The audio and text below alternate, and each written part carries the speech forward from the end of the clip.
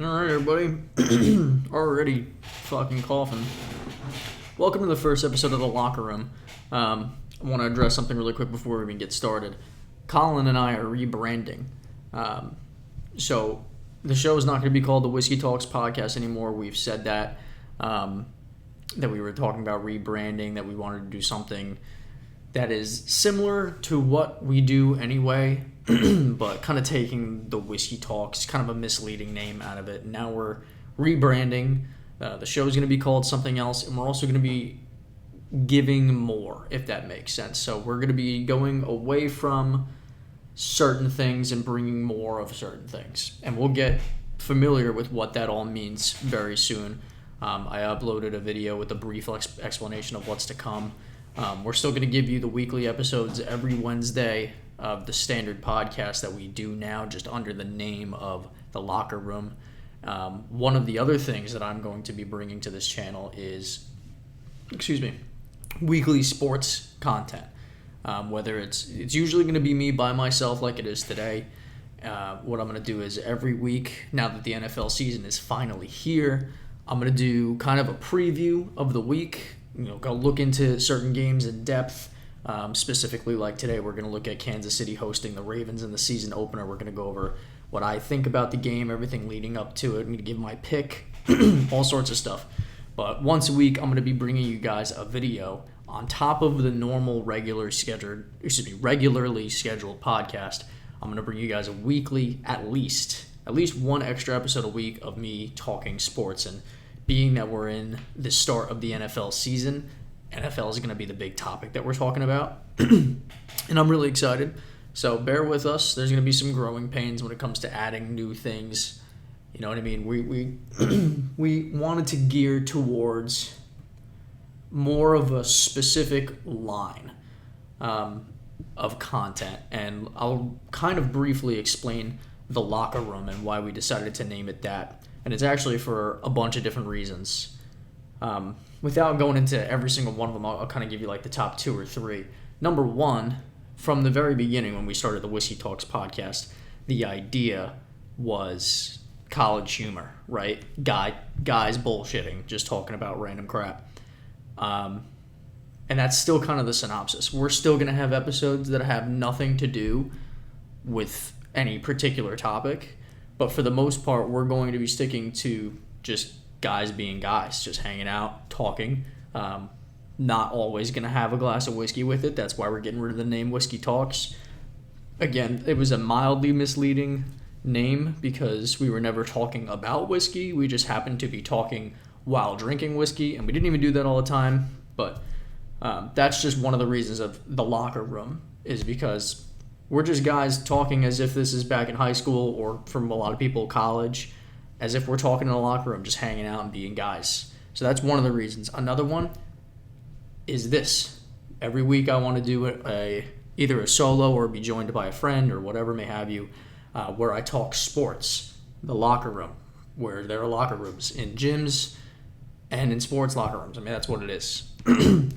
So, like I said, we're going to have your standard episode of the podcast like we've been doing, maybe a little bit more geared toward a similar linear topic, and it could be sports related, it could just be BS humor like we normally do, maybe we do rankings, maybe we review food. It's going to be the same general idea for the podcast, just again under a different name. We're rebranding, we're trying this out, and then on top of that, I'm going to be providing you with specifically sports content. So without going crazy, without diving into more specifics that I kind of already touched in my update video, let's just get right into it. So some people know me personally that are going to be watching and listening to this. A lot of you don't. A majority of our audience don't know us personally. Specifically me, I'm usually the guy behind the camera and on the camera, editing, putting stuff together. I'm also, especially for the people that know me, huge sports fan, especially American football.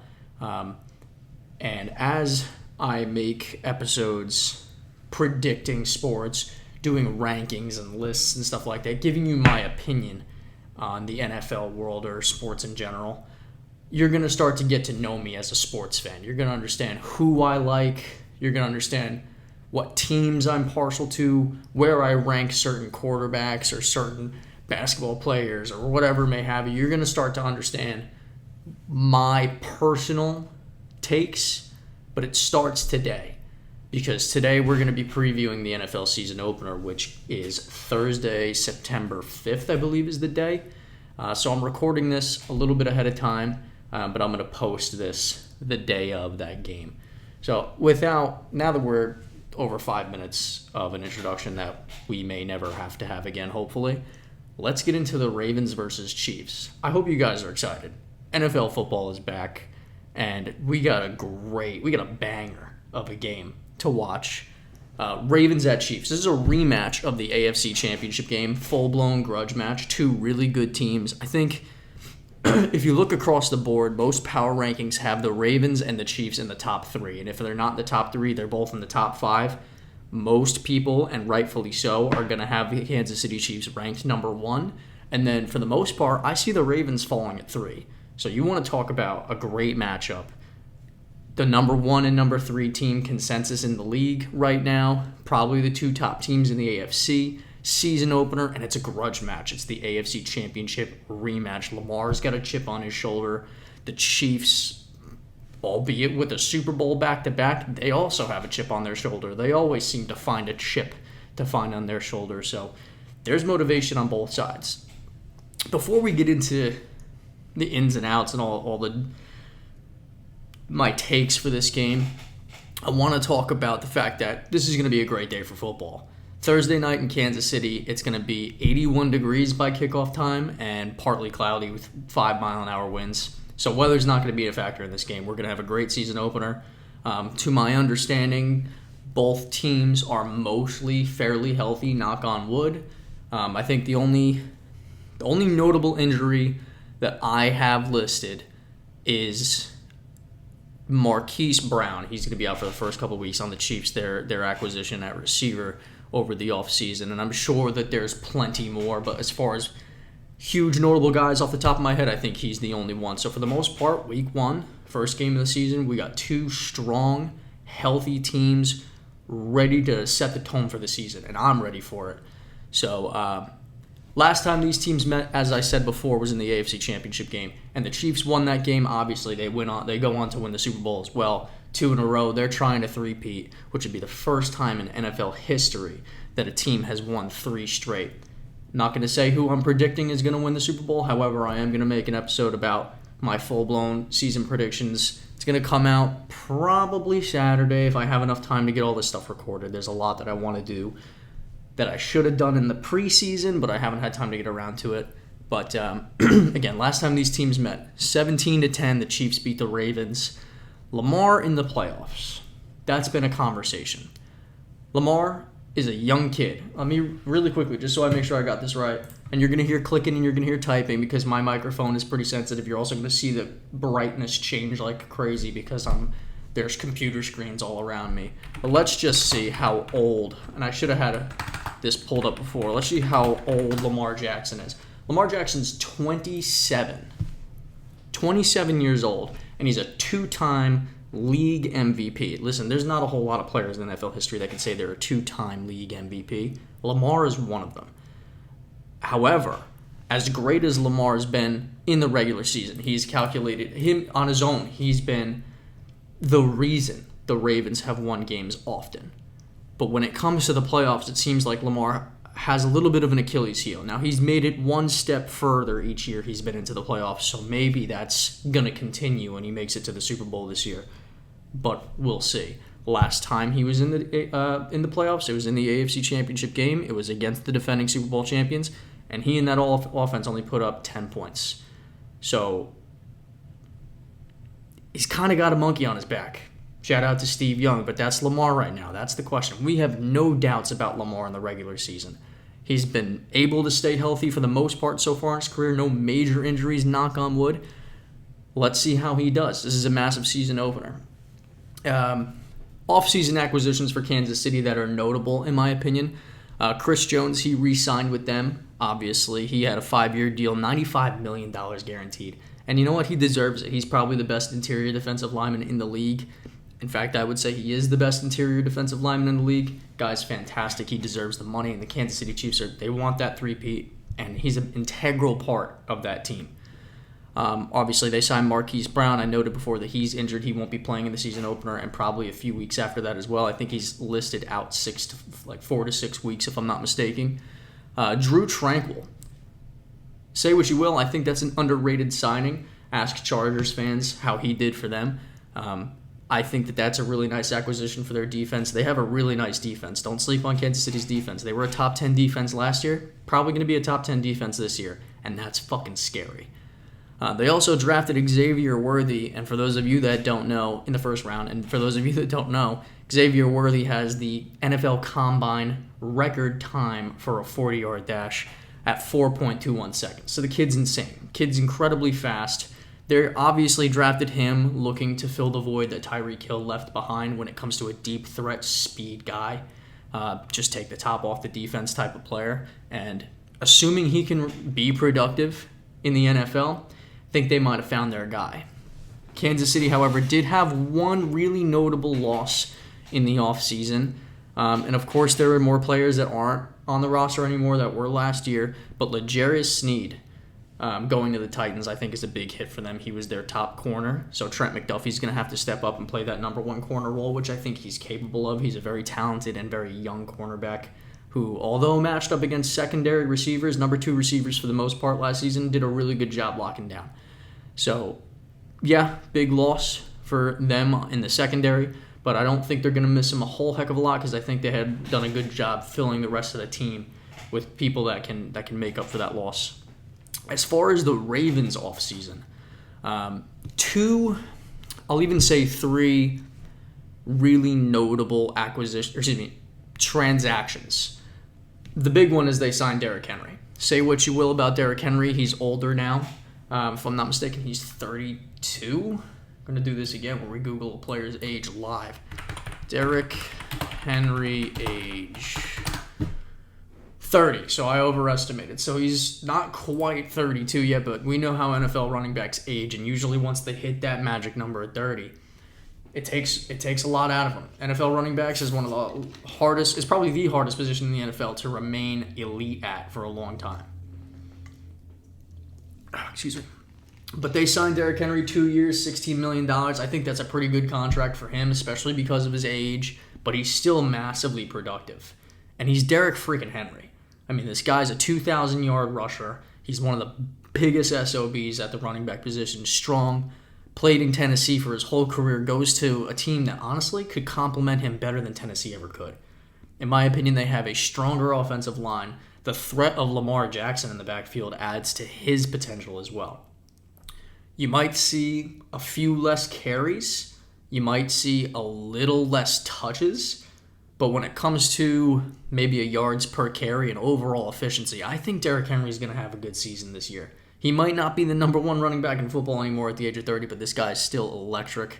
I mean, how are you going to bet against Derrick Henry on the Ravens offense? That's a really good fit for him, and that was their major offseason acquisition that I think really does help them offensively. They lost Gus Edwards to the Chargers. Interestingly enough, J.K. Dobbins also goes to the Chargers, so their whole backfield was completely replaced, but Derrick Henry takes on a lot of production. Assuming he stays healthy and age doesn't smack him across the face, I still think Derrick Henry is going to be incredibly productive, so that's a great acquisition. They have 2 losses this offseason, guys that moved on to greener pastures, depending on how you look at it. One was Patrick Queen. I mean, he might have been their best defensive player last year, or at least among the top defensive players. Probably Roquan Smith being their best, but Patrick Queen is a phenomenal linebacker. One of the better linebackers in the league. I would say he's at least top 10. And he went to division rival Pittsburgh Steelers, so that's a big loss, in my opinion. They also lost their guard, Kevin Zeitler, to the Lions. He signed over there as another loss for them. But for the most part, nothing outside of those were big, major changes on that roster. Really what we're looking at when it comes to the Ravens is Lamar taking another step in the playoffs. First, he's got to make it. But if he makes it, which I believe he will, then we got to see him take another step in the playoffs and play in the playoffs the way he does in the regular season. So really quickly, Getting into the actual game, Chiefs hosting the Ravens. The Chiefs are favored at home by 3, which for those of you that don't fully understand betting terms, they're basically a 3-point favorite because they're at home. On a neutral field, it's pretty even as far as betting odds go, but because the Chiefs are at home, they're favored by a field goal. Usually when you're the home team, they give you a field goal as far as the point spread goes. And we'll get into, for those of you that don't know, we'll get into how the point spread and stuff like that works. But for now, Chiefs are favored at home by 3. Excuse me. A little interesting note, really quickly. Every year the NFL, especially in the recent decade or so, the NFL would have the season opener on Thursday Night Football be the defending Super Bowl champions hosting somebody. They did this last year. Kansas City, obviously, 2-time Super Bowl champions. They were last year's home opener as well for the season opener. They played Detroit. This was a Detroit team that barely missed the playoffs the year prior, came in last season.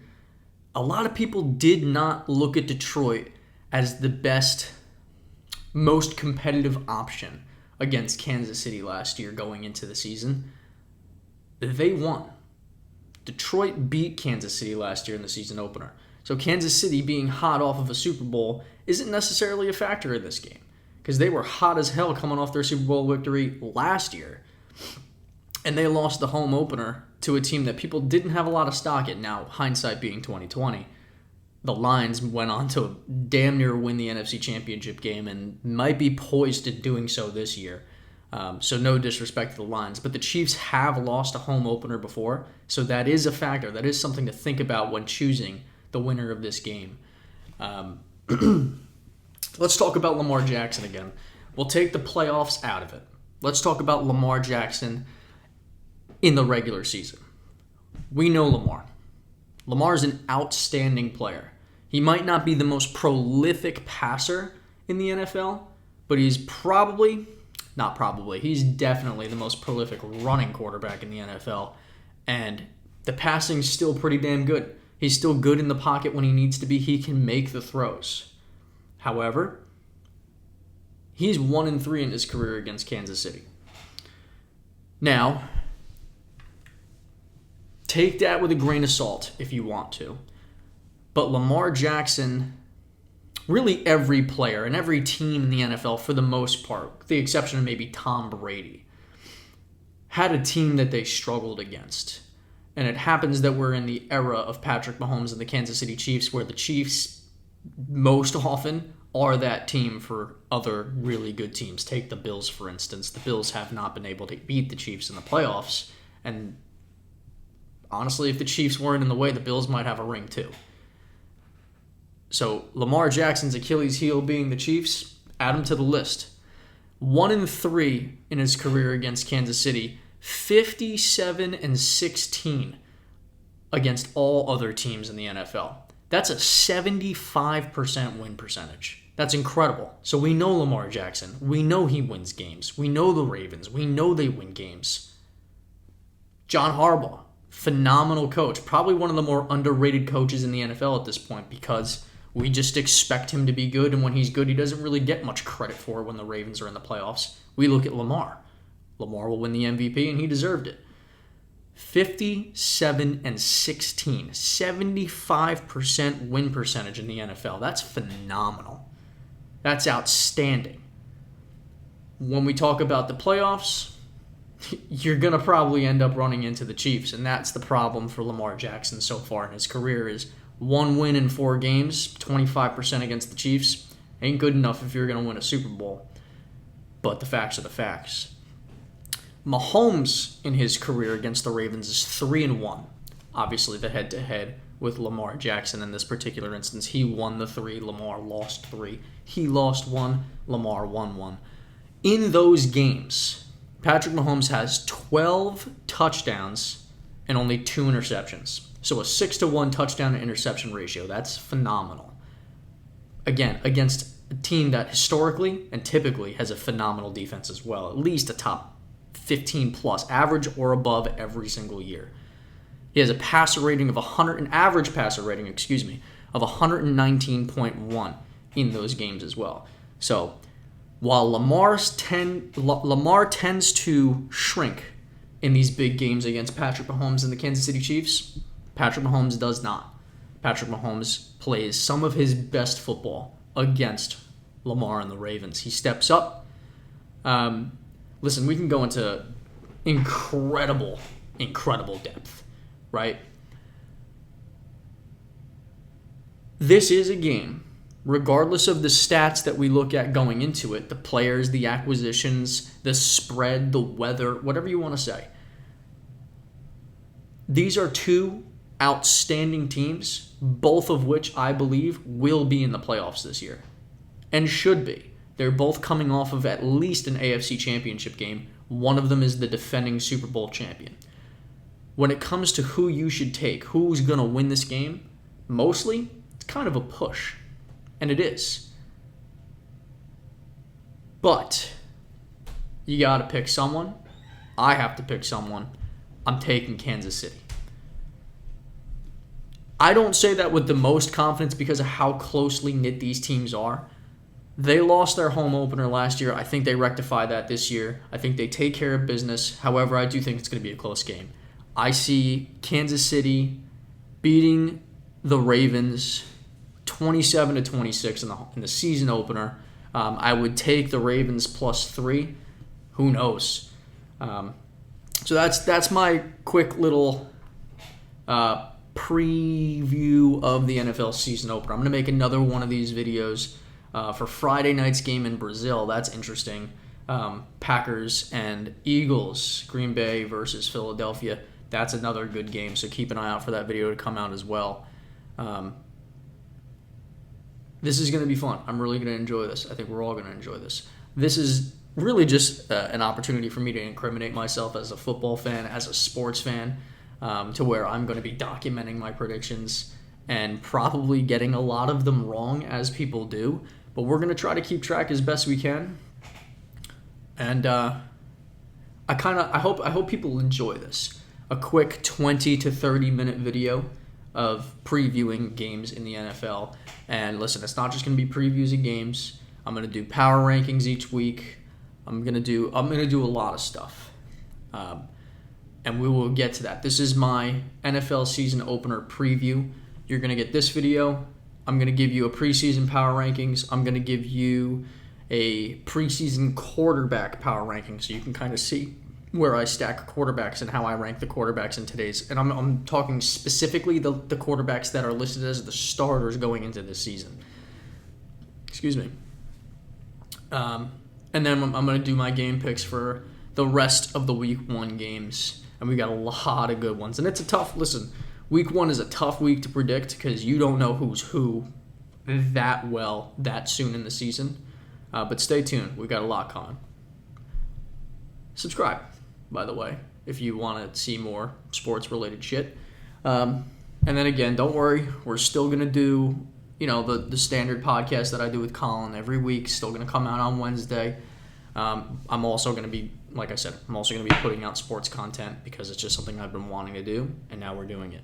All right. I don't really have an outro yet. I don't even have an intro yet. So we're just spitballing right now. Kansas City over the Ravens, 27-26. Bet Ravens +3, though. That's what I would do. Take care.